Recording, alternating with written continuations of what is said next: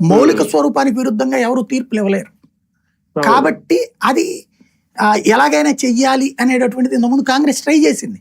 దళిత క్రైస్తవ reservation court కొట్టేసింది, plus parliament BJP అడ్డుపడింది.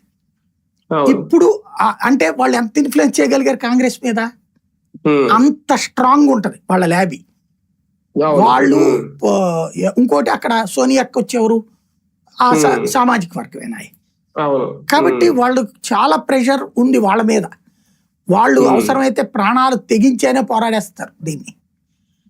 ఎందుకంటే వాళ్ళకి ఇప్పటికీ దేశంలో ఈశాన్య రాష్ట్రాల్లో మత మార్పిళ్లు భారీగా జరిగిపోయినాయి, గిరిజన ప్రాంతాల్లో బలంగా మత మార్పిళ్లు జరిగిపోయినాయి. ఇక శాంతం గూడాలు మార్చేయాలనుకుంటున్న టైంలో బీజేపీ వచ్చింది, రివర్స్ ఇంజనీరింగ్ చేస్తుంది. దీన్ని తట్టుకోవాలంటే వీళ్ళ దగ్గర డబ్బులు ఉండాలి. వీళ్ళ దగ్గర డబ్బులు ఆగిపోయినాయి అనుకోండి, ఇప్పుడు ఆ ఊర్లో ఉన్నటువంటి గిరిజనులకి ఒక 1000 మంది ఉంటే 1000 మందిలో 900 మందిని మార్చేశారు. ఓ 100 మంది ద్వారా వీళ్ళు మళ్ళీ రివర్స్ లో చేస్తున్నారు. ఇప్పుడు బీజేపీ ఇప్పటికే ఈ ఆయా కులాల వాళ్ళకి ఈ హిందుత్వ శిక్షణ ఇప్పించి పూజారులుగా అది చేస్తుండటం, గుళ్ళు కట్టించి ఏర్పాట్లు ఇవన్నీ గ్రామీణ ప్రాంతాలు చేస్తుండటం వల్ల మత మార్పిడులు ఆగినాయి. కొన్ని చోట్ల రివర్స్ కూడా జరుగుతుంది. అది జరిగిపోయిందంటే ఒక 10 ఏళ్ళు కనుక మోడీ ఉన్నాడు అనుకోండి, 10-15 ఏళ్ళు బీజేపీ ఉంది అనుకోండి, మళ్ళీ రివర్స్ మత మార్పిడి చాలా జరుగుతాయి దేశంలో.